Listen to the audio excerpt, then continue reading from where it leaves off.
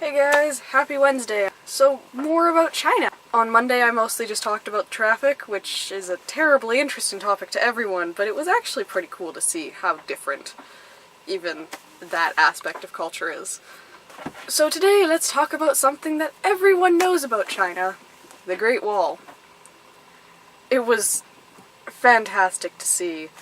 I could put a video montage of all of the photos that I took, and I wouldn't have enough time to show it all in the amount of time that I usually talk in. Which is surprising considering how much I talk.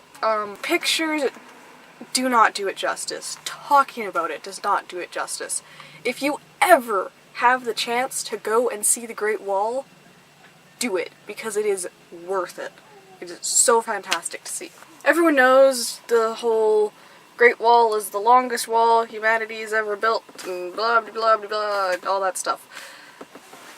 Here's something that I did not know before climbing the Great Wall. The ancient Chinese workmen that built it were not too concerned about safety on it.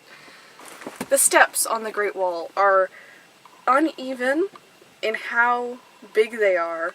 Like, one step could be huge, next step could be tiny, and they could be thin or fat, and there's no consistency whatsoever, besides the fact that they are slippery when it rains, which is, it rained shortly before we went there, so that was very reassuring. It is also, of course, built across a mountain range, which, yeah, interesting to say the least, because you're essentially climbing a mountain when you're climbing the Great Wall.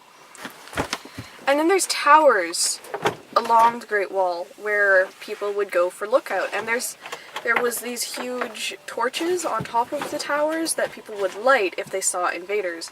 And so in ancient times what would happen, if you've seen the movie Mulan, then you know how this would work. One person would light it, and then it would just spread throughout the tower as a warning signal to everywhere that could see it that the tower was being attacked. But the stairs leading up to the top of those towers was basically a very slippery ladder that had very little footholds. Railings are a new addition to the Great Wall to help it so that people don't die on it. There's also huge sections of the Great Wall that are closed off to the general public because they're not safe. It's an ancient wall. Some parts of it are crumbling.